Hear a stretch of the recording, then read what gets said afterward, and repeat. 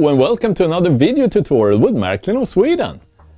I posted a photo of a weathered electric Swedish shunter some time back, and I got a lot of positive feedback on the weathering on this. And that's it's funny because it's a super simple process. So I thought to myself, why not make a short video of how to do it?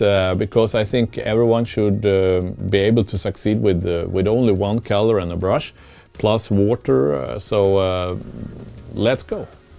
In this little glass container I have made a mix, a so-called wash. The wash contains from 1 part Vallejo black-gray color and 4 parts water.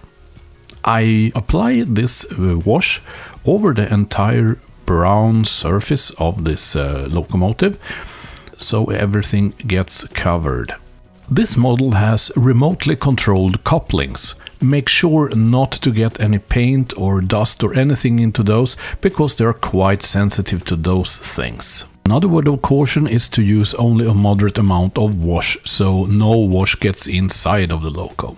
Remove the wash from the headlights as soon as you have completed the front and continue with the other side.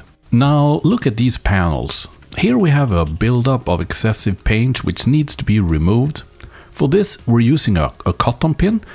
If the color has dried somewhat, I typically just put the cotton pin on my tongue to wetten it somewhat, and then I rotate it like this to wipe most of the paint off from the panels. We will apply some acrylic powder in the color of red-brown. It's a kind of rust look-alike color.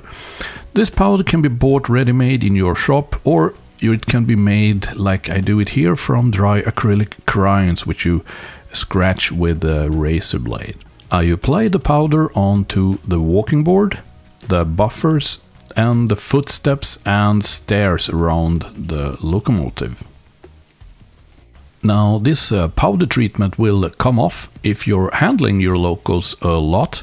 If you don't, if it mostly stays on the tracks where it should be, it's mainly not a problem. If you want to make this powder treatment permanent, you can airbrush on matte varnish, that is a matte clear coat on the lower part of the locomotive body. And here it comes, our newly weathered UB locomotive.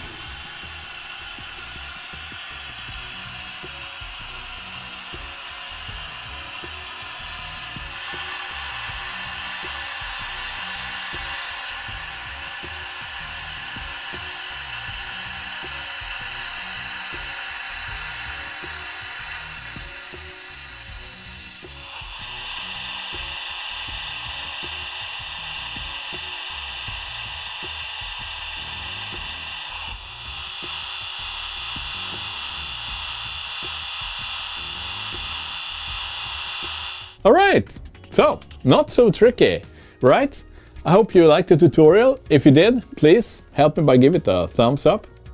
If you want to stay tuned and get a notification once the next video comes live, please subscribe to the channel. Until that happens, see you.